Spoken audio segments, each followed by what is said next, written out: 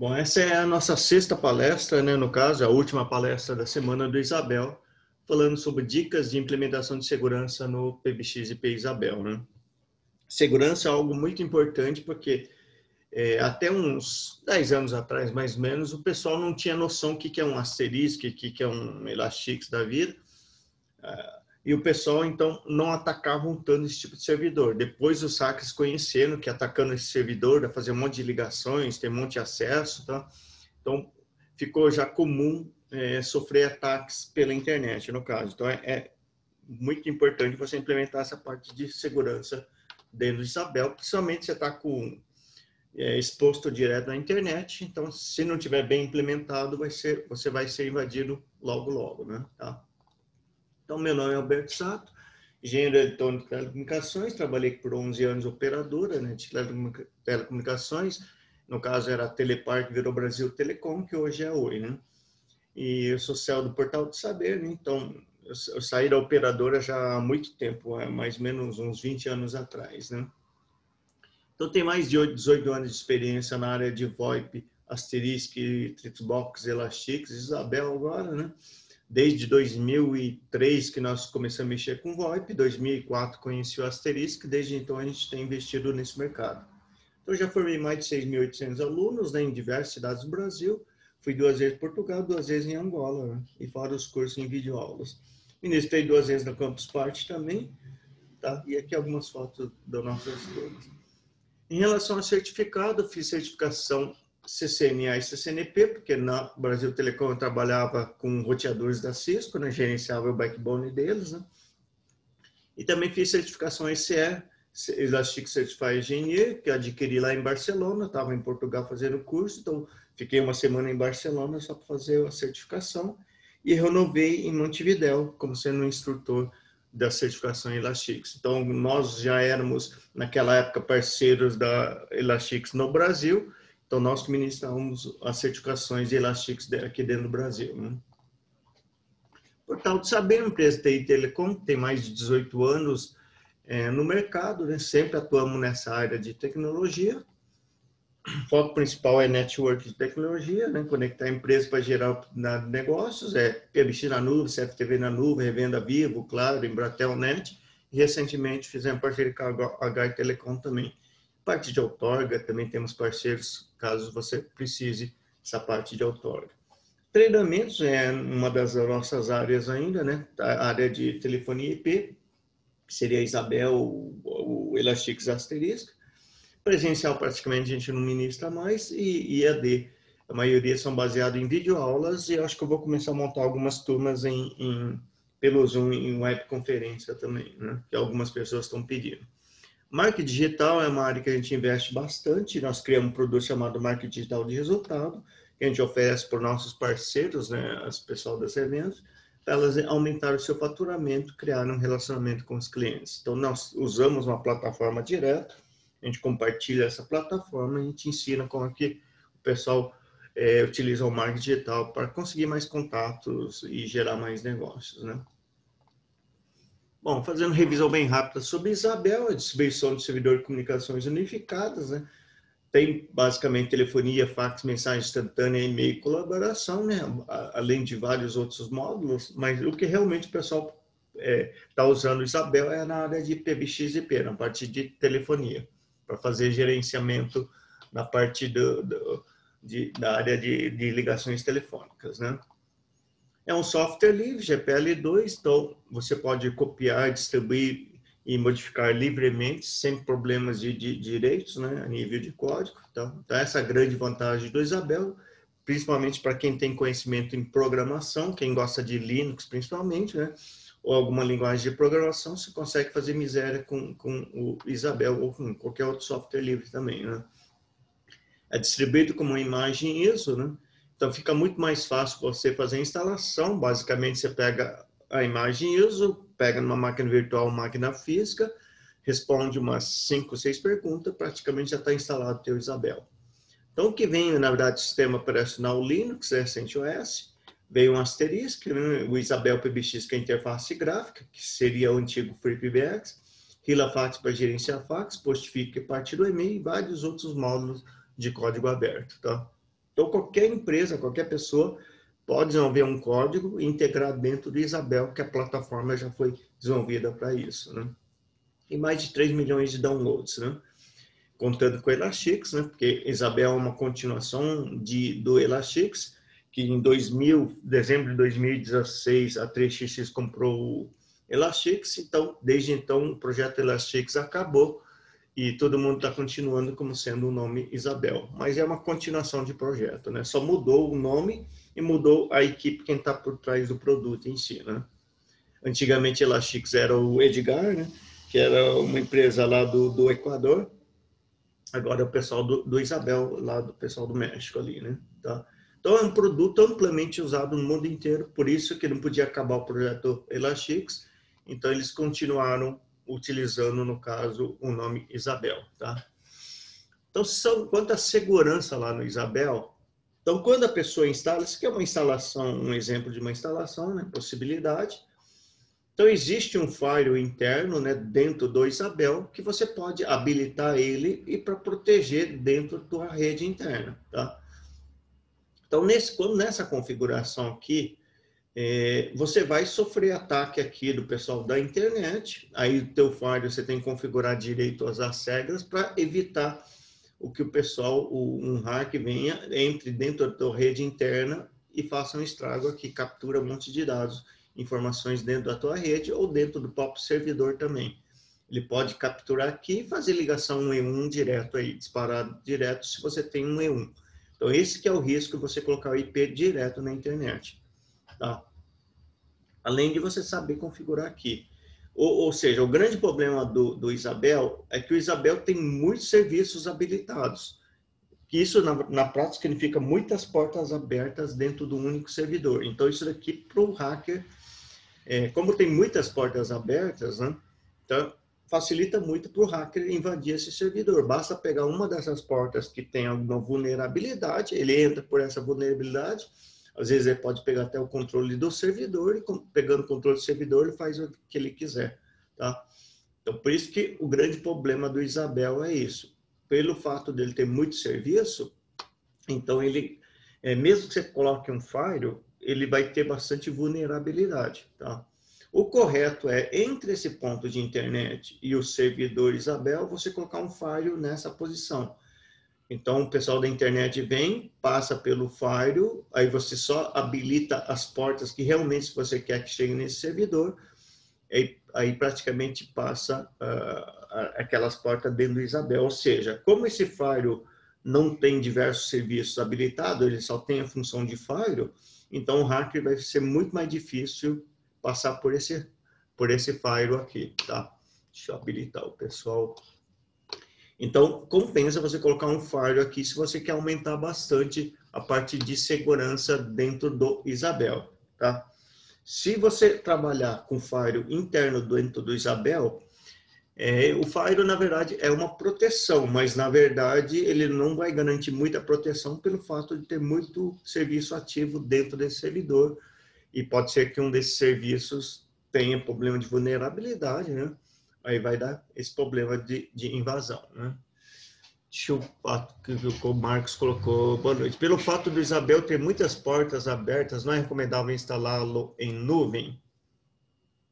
Não, é que quando você instala em nuvem, as portas vão continuar abertas, entendeu? Na verdade, a instalação é mesmo. A única coisa que está em vez de ser um servidor, você vai colocar numa nuvem. Agora, se a nuvem não tem um firewall protegendo esse servidor antes do Isabel, então a nível de funcionalidade vai ser exatamente igual eu colocar num hardware físico e está exposto aqui direto na internet, tá? O que determina a segurança é um firewall aqui. Se você tem uma instalação na nuvem e no caso, a empresa fornece um firewall aqui protegendo, aí tudo bem. Mas agora, se você tem uma instalação na nuvem e aqui, no caso, você está exposto direto na internet, então você vai sofrer ataque também aqui do mesmo jeito. O que importa é ter um firewall na frente aqui. Pode ser que alguns serviços aí de data center ofereça algum firewall voltado para o teu serviço aqui, tá? Pode ser que aconteça isso. O Jair Tony, só vai piorar porque você não tem controle, sempre depende da equipe da empresa. É, isso. É o que acontece. Quando está na nuvem, ou seja, o servidor está totalmente remoto. Então, não tem como você desligar, tirar ele fora, fazer qualquer teste dele e tudo, porque ele está na nuvem aqui. Então, possivelmente o tráfego está muito grande aqui, então às vezes você não vai nem conseguir acessar o servidor porque o tráfego está muito alto aqui. Se você está no caso de um servidor dentro da tua rede, você tira o cabinho de rede aqui para o tráfego aqui, né? Pelo menos para você analisar o que está acontecendo, mexer na configuração, depois conectar de volta. Se está na nuvem, você não tem acesso, porque esse acesso aqui está tudo congestionado. Normalmente eles jogam volume muito grande de ataques, que praticamente quem está vindo pela internet não consegue conexão, só quem está internamente aqui, ou seja, fisicamente tem acesso a ele, tá? Ou um administrador, alguma coisa assim. Então você vai perder até acesso às vezes, tá? Deixa eu ver aqui, já tira um E1 ou desliga o CIP, coloca um monitor e ver a bomba. Isso. Então, por isso que máquina física, para você descobrir o problema, é muito melhor do que na nuvem, né? Na nuvem, como está remoto, você não tem acesso físico ali dele, né? O Marcos, deixa eu ver, não sei se ainda vai falar, mas existe uma relação de portas importantes para o funcionamento do Isabel que devem ficar liberadas? Eu posso comentar numa parte ali, eu posso comentar algumas coisas sobre isso, tá? Quais são as portas que realmente precisa para você liberar lá no Isabel. Eu comento isso. Quando falar negócio de portas, eu vejo se eu comento isso, tá? Então, a questão é internet, firewall e o Isabel. Ou seja, você pode até habilitar o firewall, que seria um segundo firewall aqui, para aumentar a proteção. Caso alguma coisa passou por esse firewall, ainda tem sim um segundo firewall aqui, tá? Mas, normalmente, esse firewall aqui vai proteger, porque você vai configurar ele direitinho, só vai passar o que realmente você quer, tá? Ó, o Jair Tony já colocou a faixa 5060, que é a parte de sinalização, 10.000 a 20.000, que é RTP e RTCP. Isso para tráfego CIP é isso, tá? É só essas faixas, tá? Na verdade, essa faixa 10.000 a 20.000, já que ele colocou, só para complementar, a faixa 10.000 a 20.000, isso é padrão que vem instalado dentro do Isabel. Então, uma maneira, talvez, para você aumentar a segurança, você muda essa faixa de 10.000 a 20.000, porque qualquer pessoa que vai monitorar, descobre que é um Isabel, a primeira coisa que ele vai fazer, ele vai tentar monitorar a porta 5060, que é a porta padrão do CIP, e monitorar as portas 10.000. Na verdade, 10.000 a 20.000, mas você gasta 2 portas por ligação. Então, se você tiver uma ligação, você vai gastar 10.000 e 10.001. Se tiver 2 ligações, de 10.000 até 10.003, né, no caso. 2 portas por ligação, né? Tá? Se você tem 10 ligações, você gasta 20 portas. Então, em vez de você liberar a porta 10.000 a 20.000, que qualquer pessoa sabe que é essa porta, você joga lá em cima, vamos supor, 40.500 até 40.600, algo do tipo. Então, dificilmente o hacker vai querer monitorar a porta 40.500 a 40.600, porque ninguém sabe que não existe serviço trabalhando nessas portas, né? Então, só o fato de você mudar essas portas, padrão, já aumenta a segurança, tá? É um dos itens que eu vou comentar, mudar a porta padrão, no caso. Aí dificulta muito o hacker de vasculhar, porque o hacker, ele quer vasculhar principalmente aqueles servidores que são fáceis de invadir, né? Ou seja, ele vai monitorar a porta 5060, a porta 10.000. Ou seja, se estiver aberta, está respondendo, quer dizer que está ativo, então possivelmente é um servidor VoIP e está ativo, pode ter ativo até algumas ligações, tá? Eu faço assim com o citador VPN, em cada filial uma VPN ligando com a matriz. Isso, VPN é a melhor coisa que tem para você aumentar a segurança em relação ao tráfego externo aqui, né? Então, se você criar um VPN, vamos supor, de matriz com filial, então, do ponto de vista da internet, é como se fosse tudo rede local, ele vai estar criptografado, né? Aí não tem problema do hacker, no caso, invadir isso, porque ele vai considerar como sendo uma rede local por causa da criptografia, tá? Então, O conselho, colocar um firewall aqui, né? Para você não estar exposto direto, né? Porque se você colocar somente o Isabel com firewall habilitado com rede externa, possivelmente uns hackers com maior capacidade vai invadir isso, porque é muito mais fácil por causa das vários serviços ativos dentro do Isabel. Tá? Uma outra possibilidade, deixa eu ver aqui que colocou VPN, L2 e IPsec, VoIP dentro dela, rodando o firewall, coloca o IP liberado das filiais. Isso, tá? Então, uma outra maneira de você melhorar a segurança é usando um Session Border Control, no caso, um SBC, né? Então, na verdade, o que é isso daqui? Isso daqui seria um firewall voltado ao mercado SIP. Deixa eu liberar o pessoal aqui.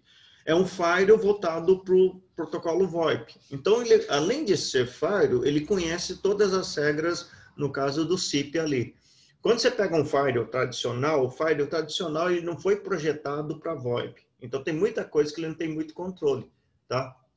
Então, na verdade, aqui você pode pegar, no caso, joga aqui um SBC aqui. Então, além de ele proteger você, ainda ele vai reconhecer o tipo de ataque SIP, tem quais são os hackers que mais atacam, então ele já vai bloquear, ele vai ver tráfego de SIP, fazer roteamento certo entre o NAT. Então, tem várias outras facilidades que ele vai ajudar bastante para poder fazer com que ele funcione muito melhor do que você colocar um firewall básico aqui, tá?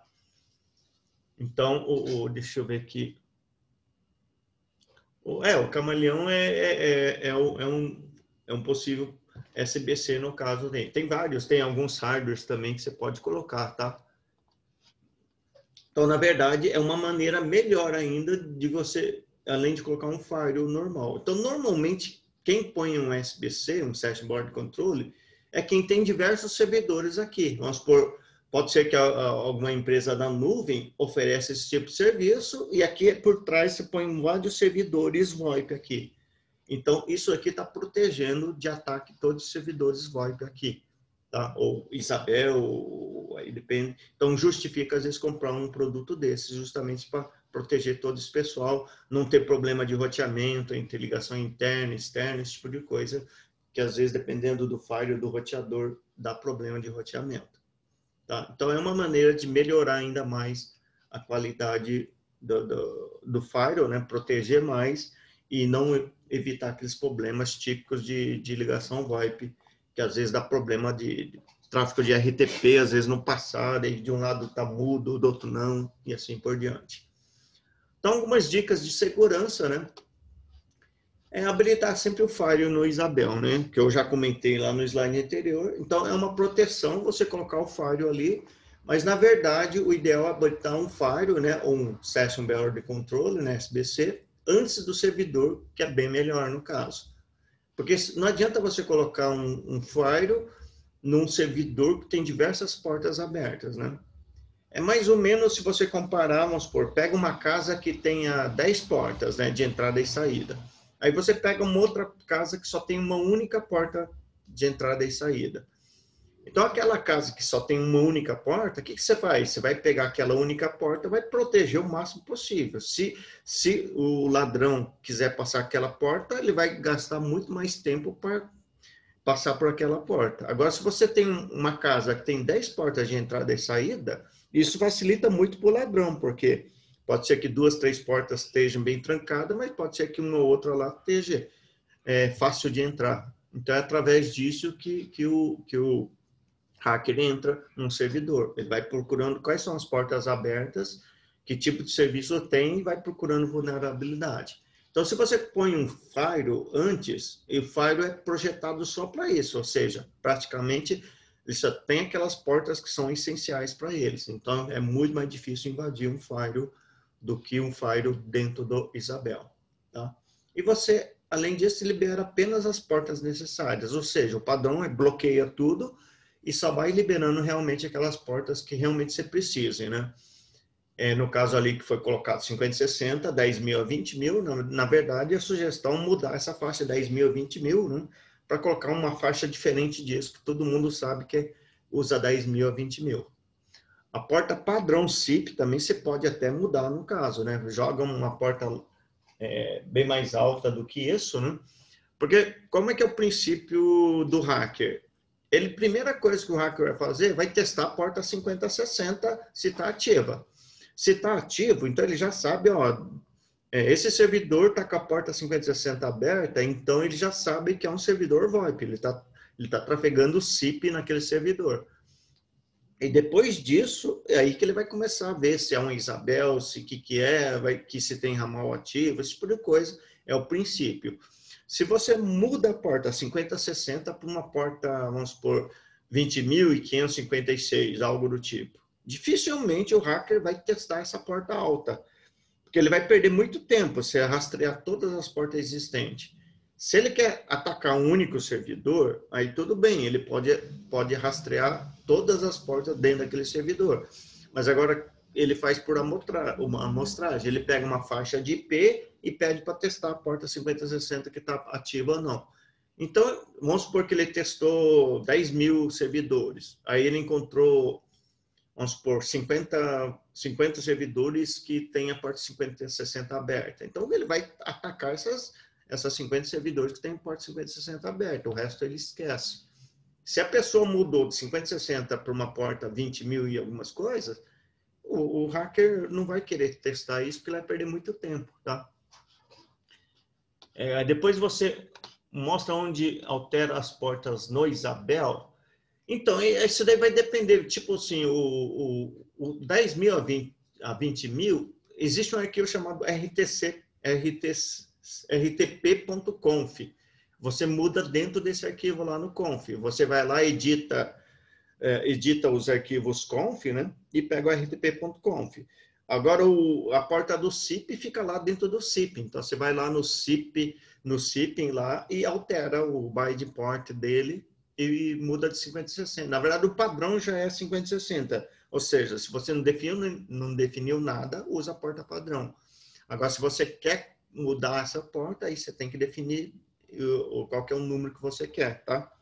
Só que o fato de você mudar, vamos supor, a porta padrão 5060, na hora de você configurar lá na endpoint, né, no teu softphone, telefone IP, você tem que colocar o endereço IP do servidor, 2 pontos, e o número da porta que você configurou, tá? Senão não vai funcionar. Então vai dar um pouquinho mais de trabalho, mas você vai aumentar bastante a segurança a nível de hacker, tá? Mas eu posso definir uma porta para um ramal específico? Não, você vai definir... Deixa eu ver se tem opção lá. Eu vi alguma coisa de... Acho que na porta do ramal, acho que tem como definir, acho que específico, sim. Se você põe no SIP lá no General, você define para todo mundo. Dentro do ramal, acho que tem a opção port também. Você pode, acho que, definir dentro do ramal também, tá? Posso dizer que no Isabel ramal 1000 fica com a porta 5432. Eu acredito que pode sim, tá? Tem a opção port lá se você observar lá na configuração do ramal, tem acho que a porta também ali. Tá? Acho que você consegue definir por ramal também, porque na interface gráfica acho que já pensaram nisso. Tá? Eu nunca testei, mas eu acredito que você pode sim. Ou você pode ir lá editando o arquivo direto também. Tá? Eu já teste sim. Isso para Sinara, não entendi. Sinara deve ser uma pessoa, eu acho. Tá? Então você vai liberar somente aquelas portas aposta necessária, tá? Então, dentro do Firewall só libera o que realmente não vai dar problema do hacker ultrapassar. Só aquelas portas necessárias também. Você assinar a Nunes. Isso para assinar. Então, se eu alterar as portas 10.000, 20.000 no Isabel, tem que alterar no endpoint também? Não. O que acontece o endpoint, ele vai pegar duas portas também aleatórias, tá? Existe de um lado que é no Isabel e do outro lado que é no endpoint também para sair, tá? No caso. Então, às vezes, a porta padrão para você chegar no Isabel, sinalização, é 5060. Mas na hora de sair do endpoint, você pode determinar se você quer sair pela 5060 ou você quer sair por uma porta aleatória, tá? O destino tem que ser 5060, né?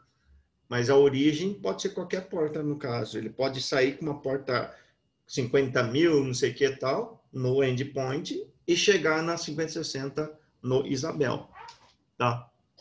Então, você pode, dentro do endpoint, tem uma parte, dependendo, lógico, do teu equipamento, você pode definir também qual que é a porta de saída também que você quer usar no endpoint também, tá? Dá para você definir isso.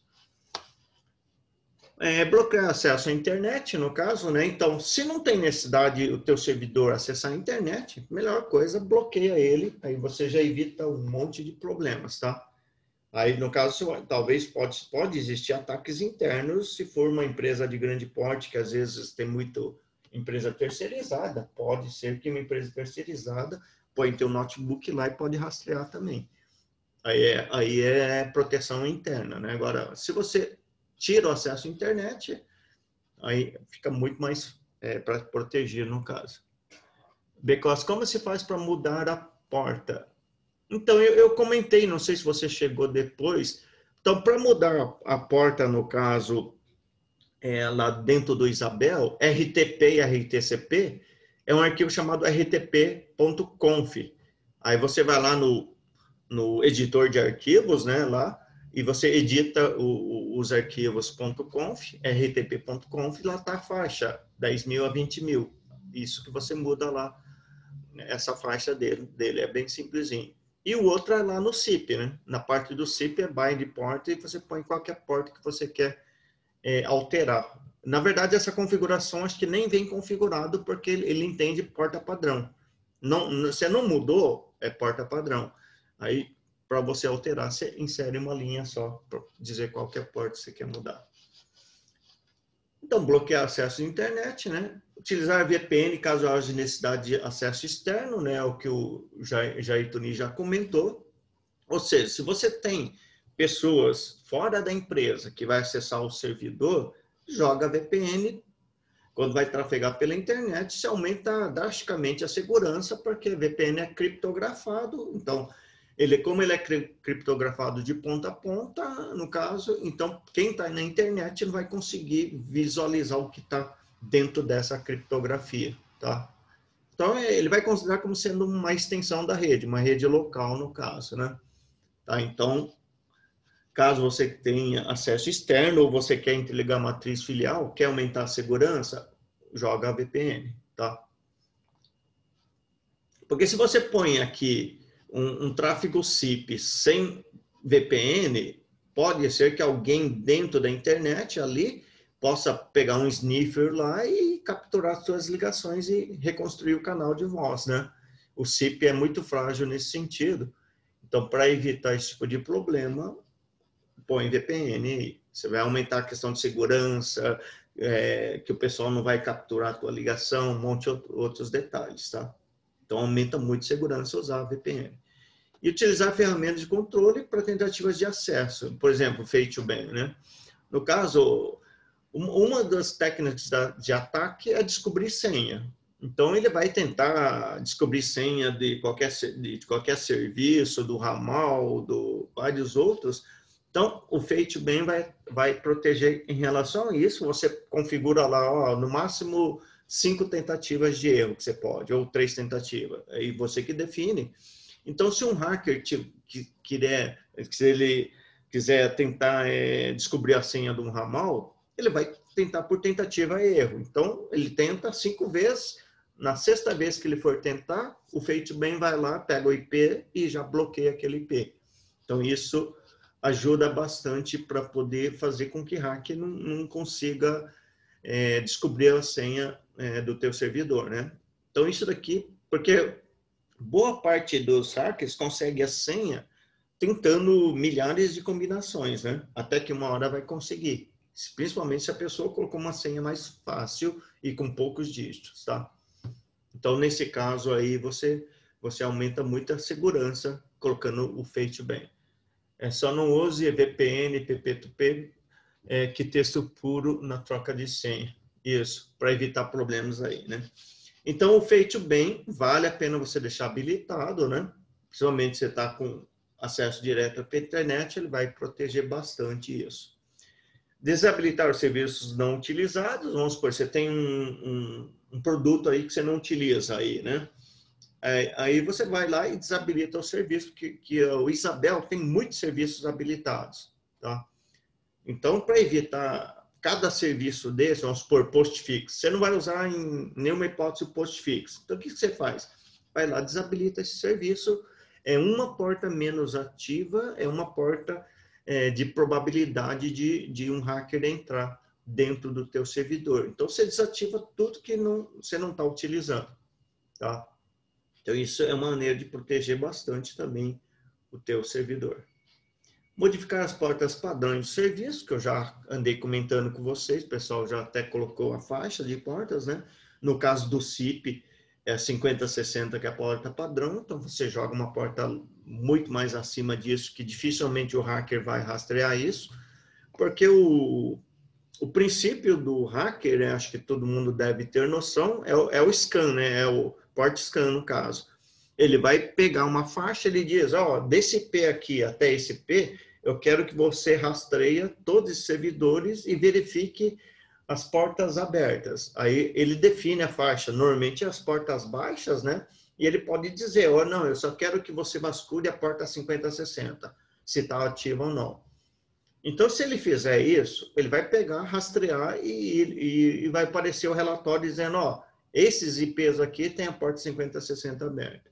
Então, esse é o princípio do ataque. Então, ele já descobriu que é VoIP, tem serviço de VoIP. O segundo passo, daí ele vai tentar invadir, descobrir que servidor é, se é um Isabel ou não, aí depois vai tentar pegar o número de um ramal, depois que ele pegou, ele descobriu, esse servidor tem um ramal 1000.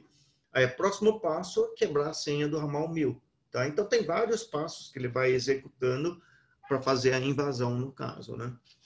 Então, se você modificou a porta padrão, não é mais 5060, a porta é lá 20.554, qualquer coisa, número grande. O hacker dificilmente vai testar a porta acima disso, né? Porque ele vai perder muito tempo no caso. Verificando cada servidor, não compensa. Então, ele vai verificar 5060, que é muito mais fácil de invadir do que ficar tentando rastrear a porta alta. Então, isso já muda bastante a questão de segurança. Só dá um pouco mais trabalho de configurar, né? Que você tem que referenciar toda vez essa porta alta, né?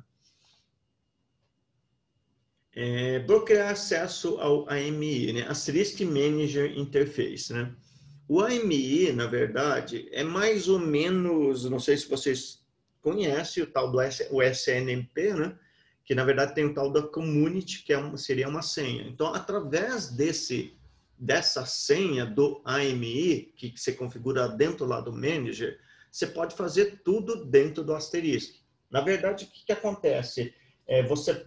Você seta a permissão de uma conta e uma senha, você diz que ele tem acesso à leitura ou escrita, né? Aí você diz o que ele pode fazer. Normalmente ele vem já setado que ele pode fazer tudo, né?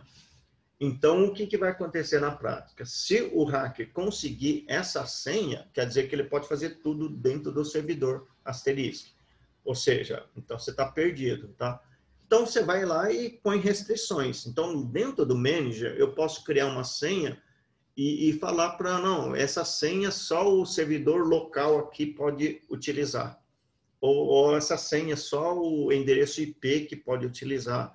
Então, você pode permitir que uma determinada senha só algumas pessoas possam utilizar. Isso restringe bastante o hacker. Pode até descobrir a senha, mas ele não vai conseguir usar porque ele não vai estar com aquele IP. Tá? Então, é uma maneira de você evitar que o hacker pegue essa senha aqui e faça um estrago dentro do teu servidor. Tá? E utilizar senhas complexas a nível lá. Depois, acho que depois na frente comentei algumas recomendações de senhas, né? Então, isso daqui evita que um hacker sequestre o teu servidor a partir do Asterisk, né? Negar capacidade de detectar as extensões com ataques de força bruta, né? Então, dentro do SIP.conf, você pode definir esse parâmetro, always authentication reject, né, igual a yes. O que na verdade, esse parâmetro faz? Ele vai retornar como bad authentication quando alguém quiser atacar, descobrir qual que é um ramal e uma senha dentro do teu servidor, tá? O que acontece na prática? O princípio do hacker primeiro, ele verificou se tem um serviço de VoIP, Port 5060 ativo, descobriu. Segundo passo, ele vai tentar, vamos supor, uma das formas de começar a atacar é descobrir um ramal válido. Então, ele vai tentar ramal 100, ramal 1000, 1001, 1002, ele vai tentando, tá? Ramal com senha. Se o sistema dizer que a senha está inválido, no caso, vamos supor que ele vai tentar o ramal 1500 e o sistema diz que a senha está incorreta. Se ele diz que a senha está incorreta, então ele já sabe que o 1500 é um ramal válido. Então, o próximo passo, ele vai testar 1500 com um monte de combinações de senhas, tá? Agora, se você habilita isso, ele sempre vai dar essa resposta invalid username, no caso, ou bad authentication, no caso. Então, o hacker nunca vai saber se a senha está errada ou se o ramal que está errado. Então, ele fica nessa dúvida, então ele não consegue descobrir qual que é um ramal válido dentro daquele servidor. Isso dificulta muito para ele, no caso, tentar hackear a senha de um ramal. Se ele nem sabe se o ramal existe, então fica difícil dele ficar testando um monte de senhas, né? Tá? Então, é uma maneira de complicar a vida do hacker também. Atualizar sempre as aplicações e o sistema operacional, né? Então, isso aqui tem prós e contras, na verdade, né? Tem Linux, Asterisk, Apache, MySQL, PHP. O que acontece muito na prática, às vezes, tem a filosofia do pessoal que diz, nunca mexa no que está funcionando. Ou seja, se você está com sistema funcionando bonitinho, rodando direito, às vezes você faz uma atualização e começa a dar um monte de problema. Pode ser que a versão nova ou compatibilidade com alguma outra coisa vai dar problema. Tipo PHP, às vezes foi desenvolvido numa versão de PHP, se atualiza para a última versão e um monte de comandos para de funcionar. Então, tem que tomar esse cuidado também. Tá? Mas o outro problema se você mantém sempre desatualizado, pode ser que no Linux, no Asterisk, no Apache, qualquer um desse, normalmente de tempos em tempos aparece uma documentação dizendo foi encontrada uma vulnerabilidade no Asterisk na versão tal. Por favor, mude para a versão X lá que foi corrigido essa vulnerabilidade. Então, por causa disso, às vezes você tem que atualizar o Asterisk, pelo menos uma versão que foi corrigida aquela vulnerabilidade, senão o hacker vai procurar aquele Asterisk, que a pessoa não fez a atualização do Asterisk, daquela vulnerabilidade, através dessa vulnerabilidade ele vai entrar dentro do teu servidor.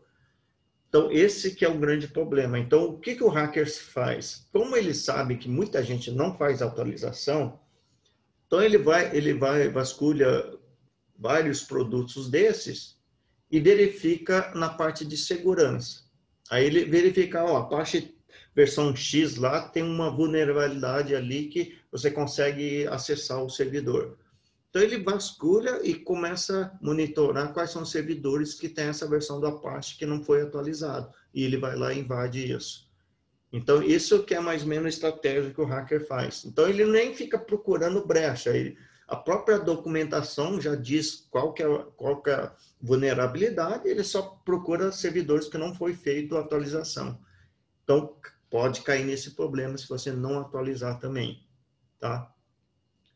E tem outro problema, se você atualizar, aí você tem que tomar cuidado dependendo da versão. Pode ser que, se você colocou uma versão muito mais atualizada, um exemplo aqui do Asterisk 11 para o 16, aí o Cassandra para de funcionar, né? Você está com uma versão bem mais nova de Asterisk, mas certas funções lá do call center param de funcionar por causa da atualização do Asterisk. Então, às vezes, você tem que atualizar a versão 11 dentro da versão 11 mais nova, no caso. Então, sempre tem a versão 11.1, 11.2, 11.3 e assim por diante. Então, às vezes, você tem que atualizar, mas não de 11 para 13 ou 11 para 16. De 11 para 11 mesmo, só que uma versão que foi corrigido aquela vulnerabilidade. Se não tem vulnerabilidade, não compensa ficar atualizando, que só vai perder tempo e não vai resolver muita coisa, né? Questão de vulnerabilidade, às vezes, é recomendado fazer atualização, tá? Para evitar a vulnerabilidade, né? Guilherme, qual a melhor forma de atualizar o Isabel? Esse é um problema sério, porque depende muito da versão que você tem e a versão que você vai colocar, né? Atualização, sempre existe um risco de alguma coisa sair errada, tá? Não existe atualização 100%. Então, uma vez que às vezes você atualizou, se pudesse botar exatamente naquele ponto antes da atualização, seria muito bom. Era só você dar um recovery e pronto. Mas pode ser que às vezes você atualiza, você vai voltar e não fica o mesmo produto, tá? Então, isso é complexo, depende muito da máquina, depende muito da versão do Isabel, o que você tem instalada, qual que é o serviço que você está utilizando. É que muita gente prefere não atualizar, deixa do jeito que está, só faz atualização essencial mesmo, tá? Que realmente está causando algum problema, tudo. A via de regra, a maioria do pessoal faz, está funcionando, deixa do jeito que está para evitar problemas, né? Tá, é mais ou menos isso que o pessoal fala. Porque às vezes, se você pegar um servidor, ficar toda hora que aparecer a atualização de algum produto dele, ficar atualizando, a tendência desse servidor dá muito mais problema daquele servidor que está totalmente parado lá, sem atualização, que ninguém mexeu lá, que está funcionando redondo, tá? Então, às vezes, você gera muito mais problema fazendo atualização direta do que deixando funcionando do jeito que está, só talvez protegendo contra ataques de hackers, né? Em relação às senhas, eu utilizo senhas complexas em ramais, troncos, né, em vários outros locais, para evitar problema do hacker conseguir quebrar a senha, né? Então, símbolos, números, letras, maiúsculas, minúsculas. Então, faça uma combinação disso e pelo menos 12 dígitos, né? Tá? Como você vai configurar num ramal, num tronco, uma única vez, mesmo que tenha 12 dígitos, não vai fazer diferença. Não é algo que você vai ficar toda hora digitando isso. Digitou uma vez, configurou, tá ok, né? Então, compensa colocar vários. Dentro do Isabel já tem um gerador de senha, né? Você pode usar o gerador dele mesmo. E tem um módulo lá que ele testa senhas fracas também, né? Dentro do sistema. Então, ele ajuda um pouquinho para você colocar pelo menos uma senha melhor. Não aceitar a autenticação de qualquer IP. Então, dentro do ramal, você pode até colocar um permit ou deny, restringir a faixa de ramais que pode ser autenticado dentro daquele ramal. Vamos supor que o ramal 1000, dentro da tua empresa, só vai ser autenticado no IPX. Então, você vem aqui e pode configurar para que esse ramal 1000 só seja autenticado nesse IP, ou dentro dessa faixa de IP, né? Ou seja, seria a rede local, né? Isso evita que quem está pela internet não vai conseguir autenticar dentro desse ramal. Então, você já evita o problema do hacker pegar o ramal 1000 e querer autenticar pela internet, tá? Então, se você colocar aqui essas restrições, já dificulta mais o ramal, o hacker, né? Ele vai querer autenticar, tentar, e não vai conseguir. Porque ele está restrito apenas, vamos supor, IP interno ou IP, mesmo que fosse externo, você determina só essa faixa de IP aqui que pode autenticar. Qualquer um outro diferente não vai conseguir. Isso já evita problemas disso. Limitar o tempo de chamada, né? Caso você queira, dentro lá do dial, tem as options, né? As letras que você pode colocar, você pode, se quiser, limitar o tempo de uma chamada, né? Para talvez o pessoal não usar por muito tempo, ou o hacker não ficar usando também para não gastar muito as ligações, né? Outra dica é limitar o número de chamadas simultâneas por ramal ou tronco, tá? Deixa eu ver. Isso se configura no cadastro do ramal, a restrição de IP. Isso. Você vai lá na configuração ramal por ramal, existe uma parte lá que se diz qual que é essa restrição, tá? É no ramal que você faz isso. A restrição, essa parte aqui do ramal. Limitar o número de chamadas simultâneas por ramal ou tronco, 2 ou mais. Vamos supor que você tem um ramal, ramal que é um telefone IP, um softphone e tudo. Normalmente você tem que colocar 2 ou mais, porque quando você vai fazer uma transferência, ele abre um segundo canal. Por isso que você não pode colocar um número 1 aqui.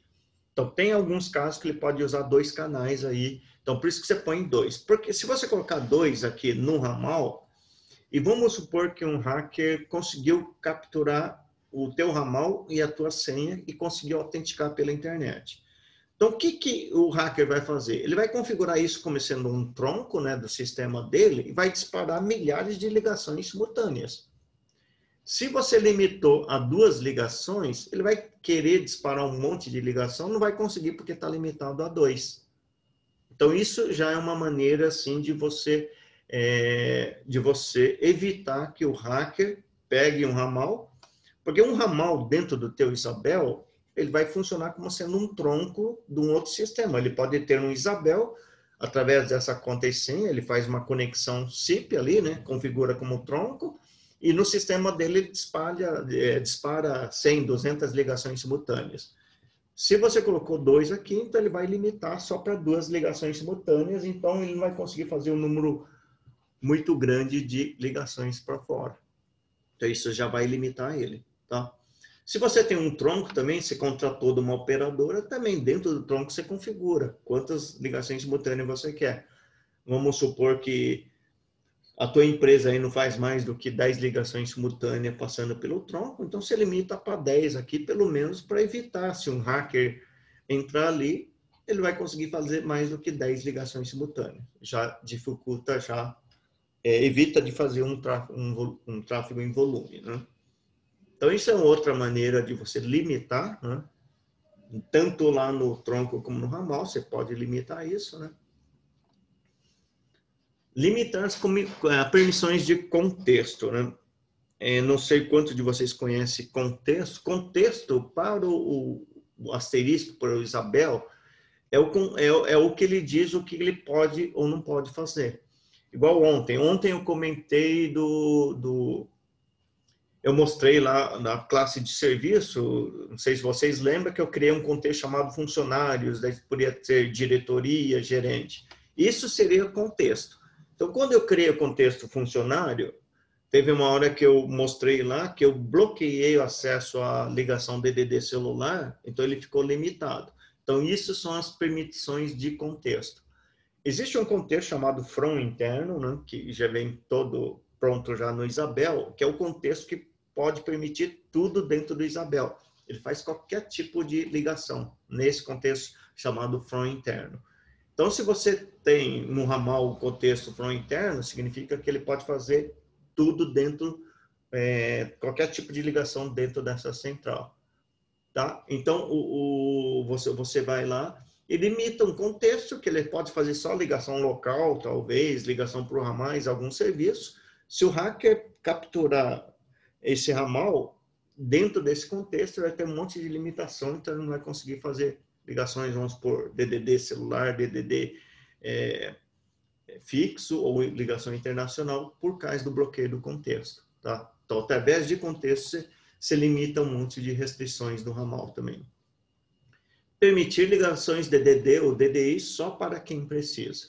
É outra maneira de você rastrear, no caso, limitar a utilização do hacker. É esses contextos aqui, né? Você cria um contexto que, vamos supor, só o gerente, a secretária e o presidente pode fazer ligação DDD e DDI, o restante não pode. Então, se o hacker pegou um ramal que não pode fazer essa ligação, não vai conseguir também.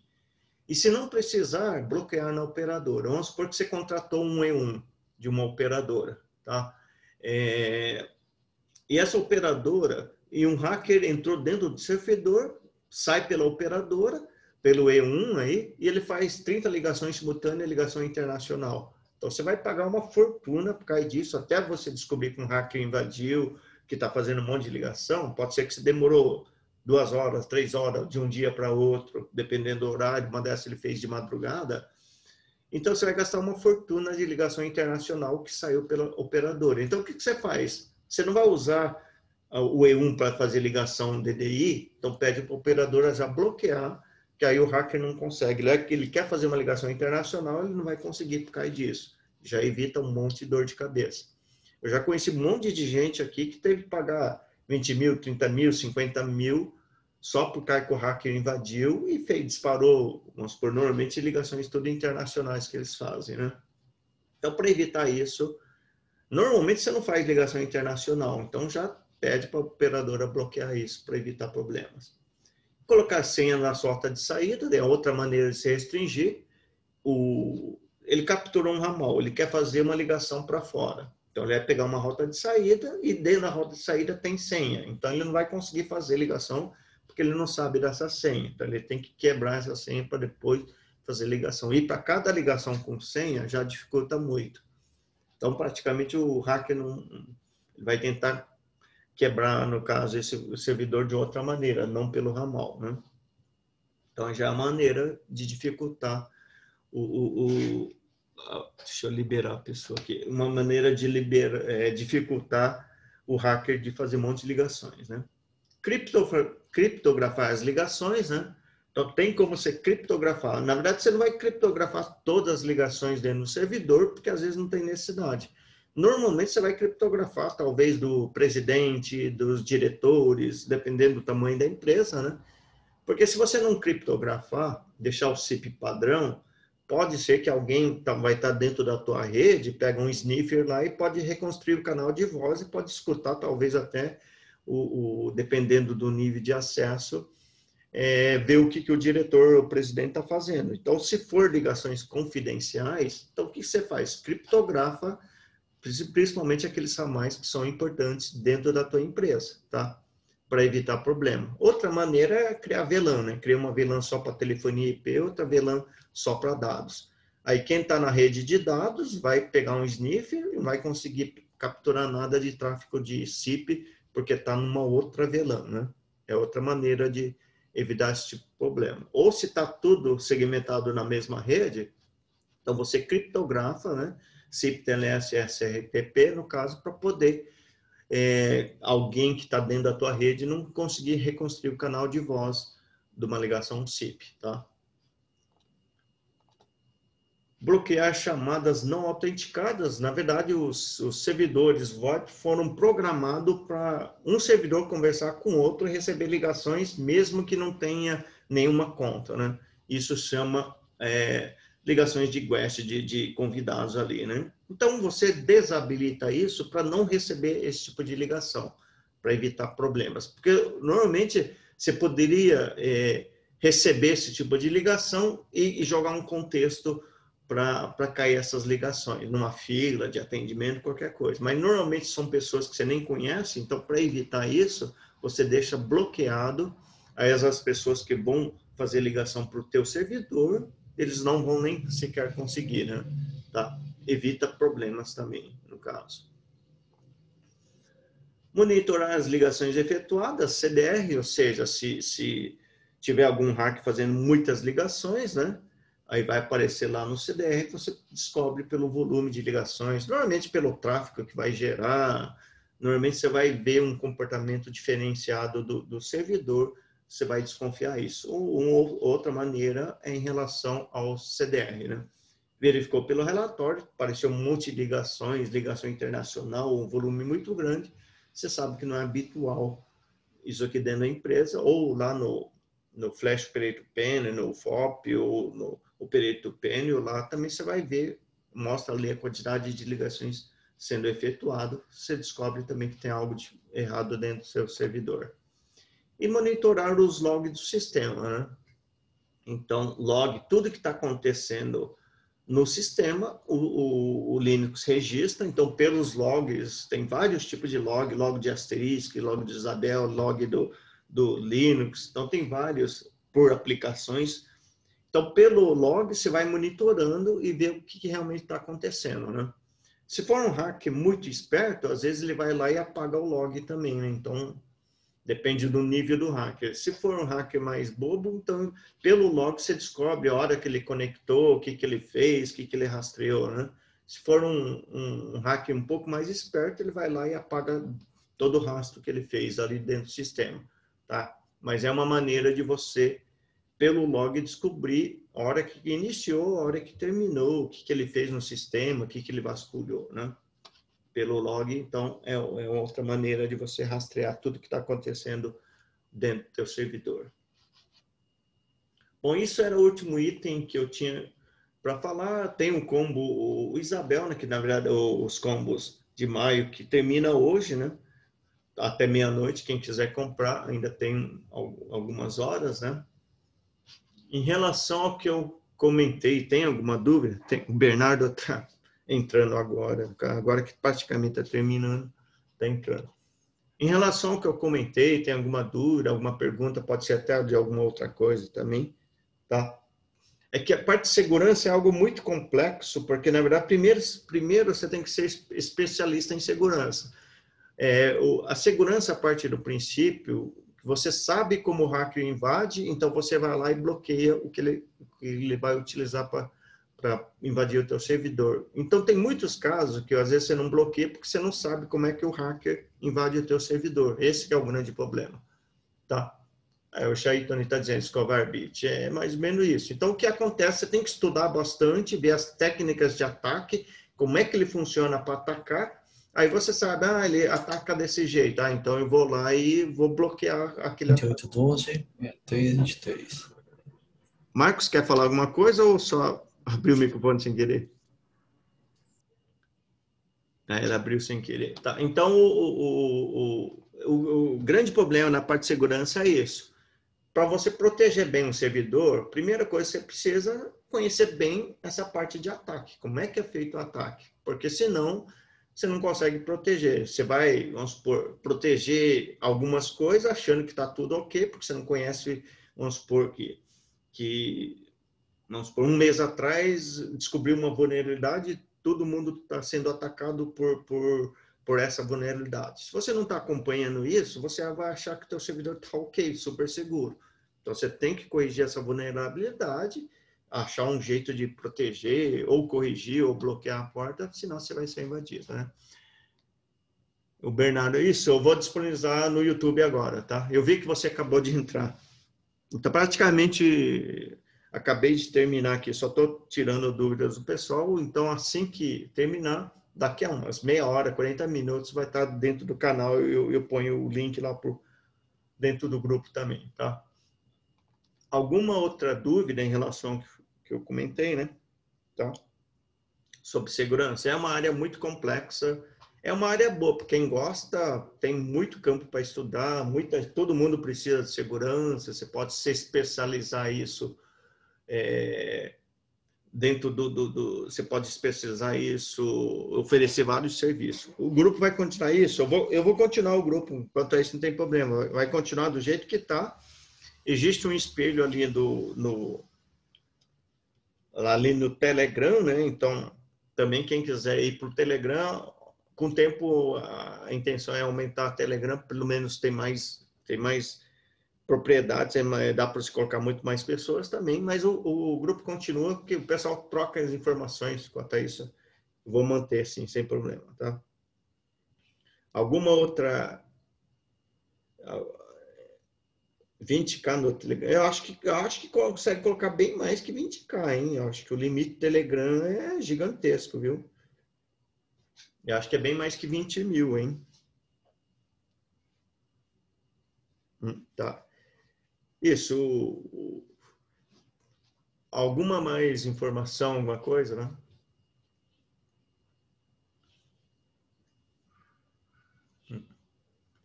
Então, se ninguém tiver dúvida, eu vou finalizar. Daqui a mais ou menos meia hora, 40 minutos, eu disponibilizo a palestra lá no YouTube. Eu ponho o link lá no grupo para o pessoal assistir, tá?